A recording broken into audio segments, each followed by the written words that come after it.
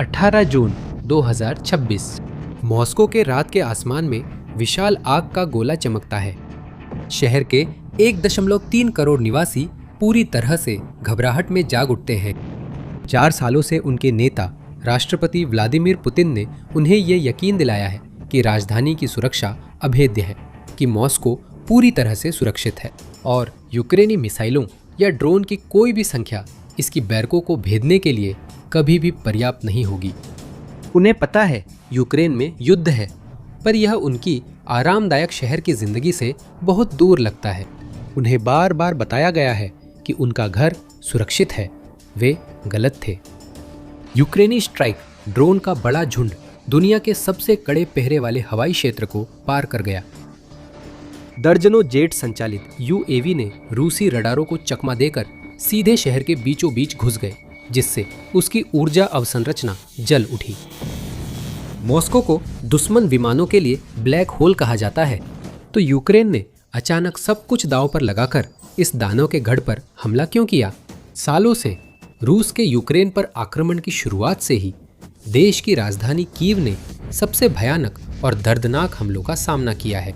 हफ्तों और महीनों से कीव के लोगों ने डर के साथ अपने घरों पर रूसी ड्रोन और क्रूज मिसाइल हमले देखे हैं। क्रेमलिन को परवाह नहीं थी कि वह क्या निशाना बना रहा है। उसने सिर्फ सैन्य या महत्वपूर्ण ढांचों पर नहीं, बल्कि स्कूल, विश्वविद्यालय, चर्च, अस्पताल, आवासीय इमारतें, स्मारक सहित सबको निशाना बनाया। बार बार निर्दोष नागरिक घायल या मारे गए और लाखों लोगों को भागना पड़ा, और जो लोग पीछे रह गए वे अपने दिन डर में बिताते रहे, अगली अनिवार्य हवाई हमले की सायरन के बजने का इंतजार करते हुए। रूस के हमले लगातार रहे हैं और 15 जून 2026 को देश ने अपने सबसे क्रूर और निर्मम हमलों में से एक को अंजाम दिया।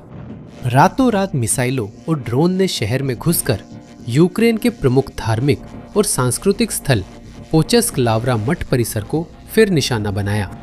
लगभग 1000 साल पुराना यह खूबसूरत स्थान पूर्वी यूरोप भर के ईसाइयों के लिए एक प्रकाश स्तंभ रहा है। ये पवित्र स्थान अपनी सुनहरी गुंबदों, प्रेरणादायक वास्तुकला और पीढ़ियों से पूजा व शांति के लिए प्रसिद्ध है। एक ही रात में रूस ने सब कुछ जला डाला। इसके जेरन 2 कामिकाजे ड्रोन मठ की छत से टकरा गए, जिससे मुख्य गुंबद को नुकसान पहुंचा और डॉर्मिशन कैथेड्रल के अंदर भीषण आग लग गई। इस हमले ने व्यापक आक्रोश को जन्म दिया।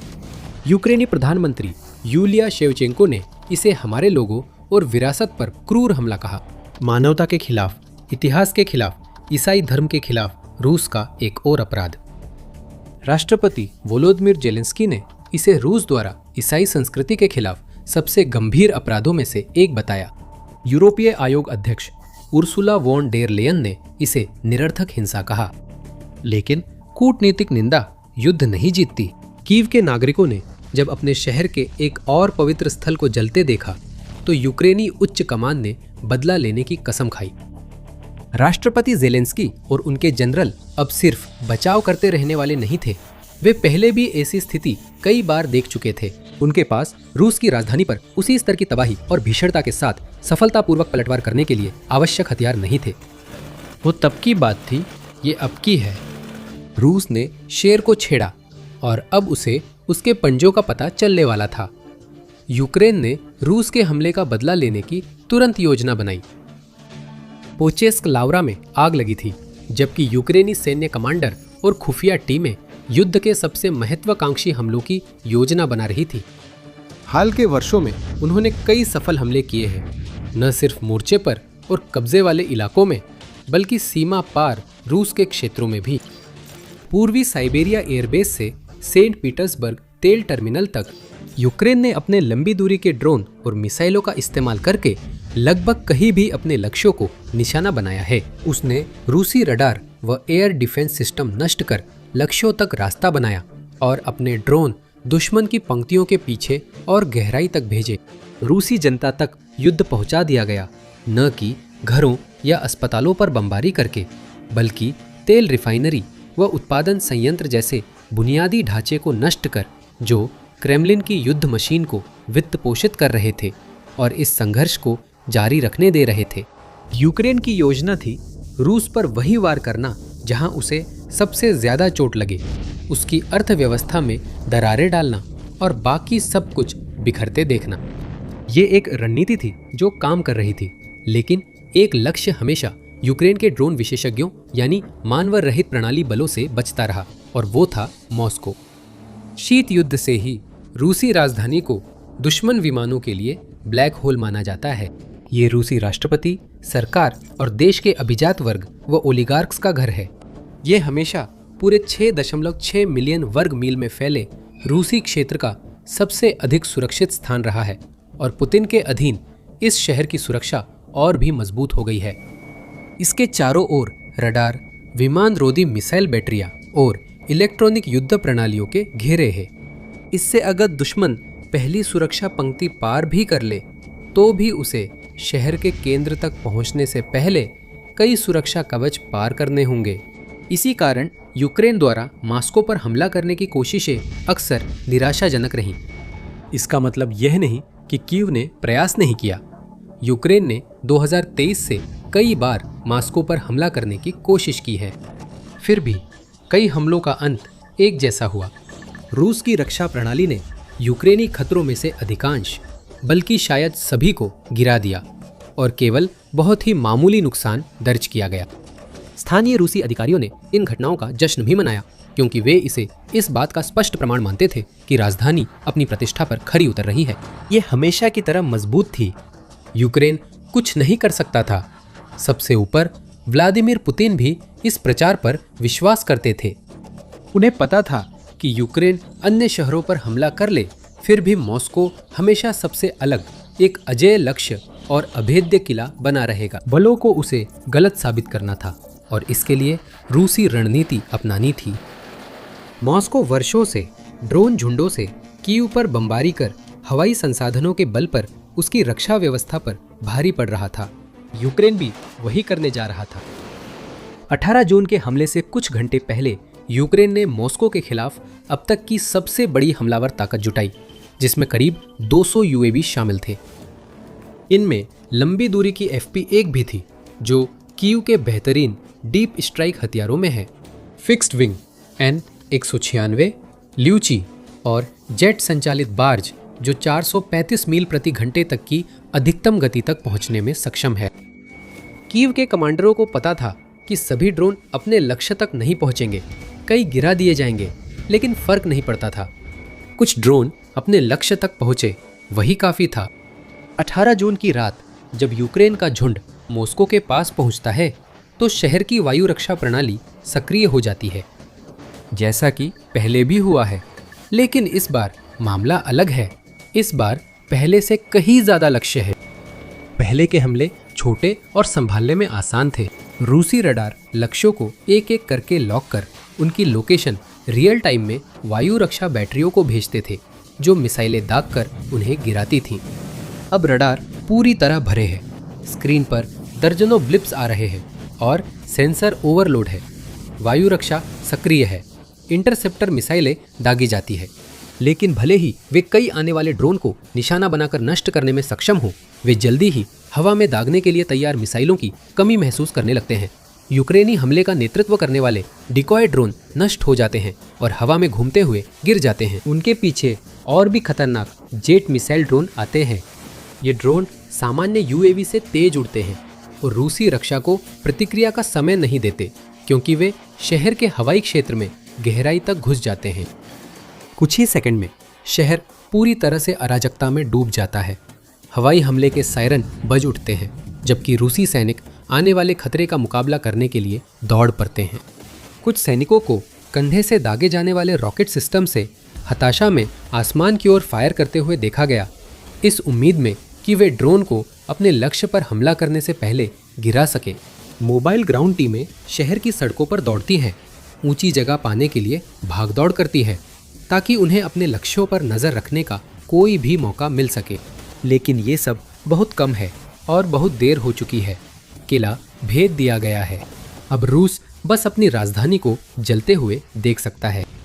निवासी अपनी खिड़कियों की ओर दौड़ते हैं और अफरा तफरी रिकॉर्ड करने के लिए अपने स्मार्टफोन और कैमरे थाम लेते हैं। उनकी वीडियो जल्दी सोशल मीडिया पर वायरल होती है, जिसमें यूक्रेनी ड्रोन शहर में उड़ते दिखते हैं। इसका मनोवैज्ञानिक प्रभाव तुरंत हुआ। सालों तक करोड़ों लोग जो मॉस्को को अपना घर कहते थे, उन्होंने यूक्रेन में चल रही जंग को ज़्यादातर टीवी प्रसारणों और क्रेमलिन के आधिकारिक बयानों के जरिए ही महसूस किया था। यहाँ तक कि जब संघर्ष यूक्रेन की सीमाओं से बाहर निकलकर रूस के सीमा क्षेत्रों तक पहुँच गया, तब भी मॉस्को युद्ध की वास्तविकताओं से काफ़ी हद तक दूर ही रहा। अब आखिरकार जंग राजधानी तक पहुँच गई थी। जल्द ही ड्रोन की भनभनाहट के बजाय धमाकों की आवाज़ें आएंगी जब वे मुख्य लक्ष्य पर वार करेंगे। ना कोई चर्च, ना कोई स्मारक, ना ही कोई सैन्य अड्डा या सरकारी इमारत, बल्कि शहर की सबसे अहम ऊर्जा अवसंरचना में से एक।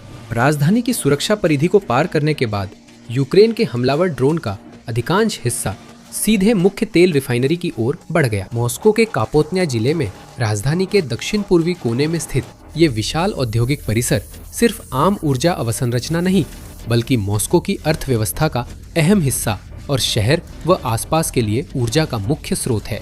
जहां मॉस्को के 40% पेट्रोल और लगभग 50% डीजल ईंधन का उत्पादन होता है।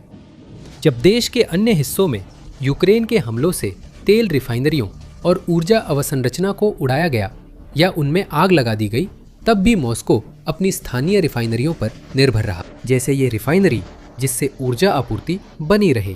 लेकिन ये सब बदलने वाला था। जब उन्हें रोकने के लिए कोई गंभीर सुरक्षा नहीं बची थी, तो ड्रोन अपने लक्ष्यों की ओर तेजी से बढ़े और कई रिपोर्टों के अनुसार उन्होंने संयंत्र के मुख्य ईंधन भंडारण टैंक पर जाकर लगे। स्थानीय लोगों ने यह चौंकाने वाला दृश्य कैमरे में रिकॉर्ड किया, जब टैंक की छत उड़कर सैकड़ों फीट ऊपर गई और फिर जमीन पर आ गिरी। कुछ ही सेकंडों में एक भयंकर आग ने रिफाइनरी को अपनी चपेट में ले लिया, क्योंकि वहां संग्रहित और प्रोसेस किए जा रहे हजारों गैलन तेल को लपटें तेजी से निगलने लगी। ये यूक्रेन द्वारा नष्ट की गई पहली रिफाइनरी नहीं थी। 2024 से उसकी सेनाएं लगातार अभियान चला रही हैं ताकि अपनी पहुंच में आने वाले हर ऊर्जा ढांचे को नष्ट कर सके। ये हमले शायद उतने मायने नहीं रखते, हालांकि जब इन्हें जोड़ा जाता है तो इनका प्रभाव बहुत बड़ा होता है। इन्हीं हमलों की वजह से रूस का तेल उत्पादन अब पहले के मुकाबले बहुत कम रह गया है और इसी कारण देश की अर्थव्यवस्था घुटनों पर आ गई है।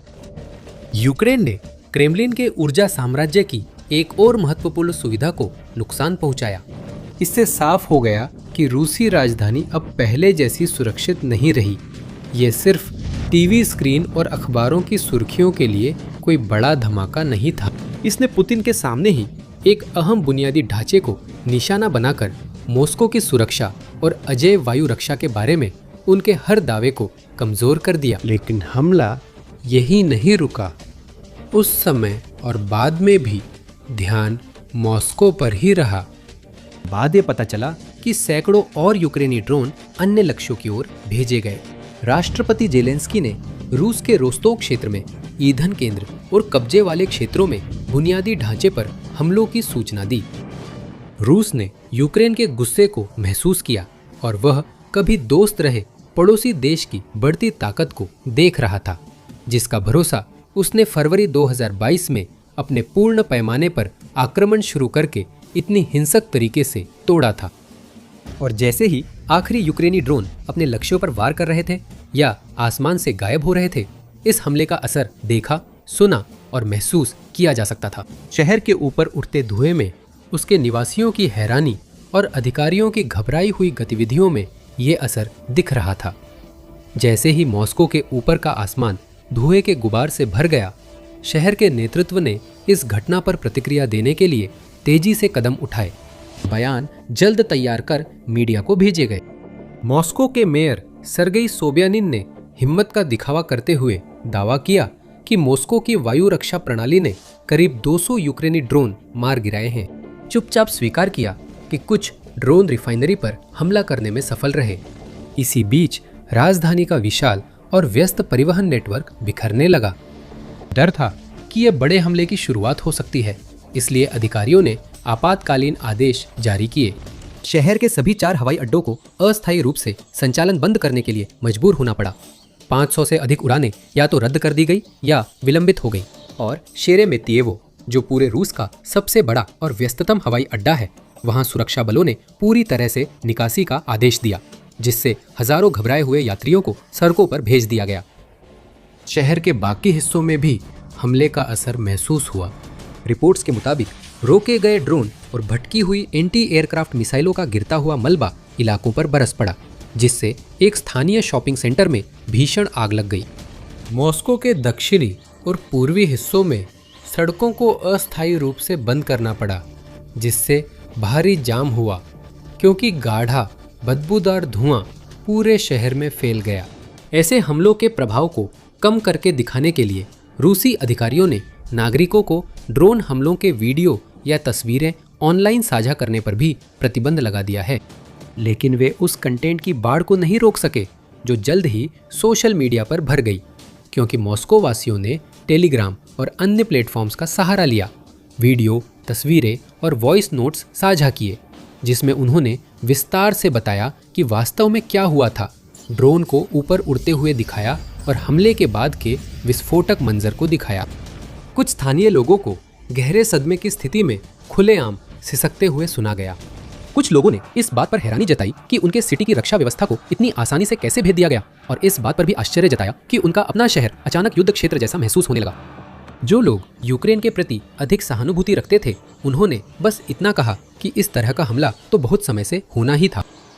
प्रतिक्रियाएं और राय अलग अलग थी, लेकिन 18 जून को शहर में हर किसी ने वही चीजें देखी। उन्होंने देखा कि उनके शहर की रक्षा व्यवस्था नाकाम रही। उन्होंने देखा कि यूक्रेनी ड्रोन बिना रोक टोक उनके हवाई क्षेत्र में घुसकर देश के दिल पर हमला कर गए। उन्होंने यहाँ तक देखा कि उसके बाद के घंटों में तथाकथित काली बारिश भी गिरने लगी। रिफाइनरी में आग से धुआं और ईंधन के कण वातावरण में घुलकर हवा के साथ नीचे गिरने लगे। शहर के कई इलाकों में जमने से इमारतों और गाड़ियों पर तैलीय काली धुंध छा गई। सालों से कीव और अन्य शहरों में यूक्रेन के लोग ऐसे ही हमलों का सामना कर रहे थे और कई बार इससे भी कहीं ज्यादा बुरे हमले झेल चुके थे। उन्होंने अपने दोस्त, परिवार और पड़ोसी खो दिए थे। उन्होंने उन सड़कों और इमारतों को तबाह होते देखा था जिनमें वे पले बड़े थे और जिन्हें वे जानते थे। हालांकि 18 जून को यूक्रेन ने लोगों के घरों या पूजा स्थलों पर बमबारी नहीं की। उसने आम नागरिकों का कत्ल नहीं किया, लेकिन उसने उन्हें और उनके शहर को एक गंभीर सच्चाई के बारे में सोचने पर मजबूर कर दिया। उसने क्रेमलिन के ऊर्जा बुनियादी ढांचे के एक और अहम हिस्से को भी पंगु बना दिया और पुतिन को नुकसान समेटने और इस शर्मनाक अंजाम से निपटने को मजबूर किया। राष्ट्रपति ज़ेलेंस्की ने फिर साफ कहा, हम ये युद्ध नहीं चाहते और हमने इसे कभी नहीं चाहा, लेकिन अगर यूक्रेन जलेगा तो मॉस्को भी जलेगा। पहले पुतिन इन शब्दों पर यकीन नहीं करते थे, अब उनके पास विकल्प नहीं है। व्लादिमीर पुतिन पहले तानाशाह नहीं हैं जिन्हें समझ आया कि वे अब सुरक्षित नहीं हैं। जब संयुक्त राज्य अमेरिका की सेना ने आखिरकार वेनेजुएला में निकोलस मादुरो को सत्ता से हटाने का फैसला किया, तो उन्होंने उनकी स्थायी सेना को पूरी तरह नजरअंदाज कर दिया। ये देखने के लिए कि अमेरिकी सेना ने किस तरह एक तानाशाह को उसकी कड़ी सुरक्षा वाले महल से बाहर निकाला, अपनी स्क्रीन पर अभी वीडियो पर क्लिक करें और हम आपको अगले युद्ध क्षेत्र में मिलेंगे।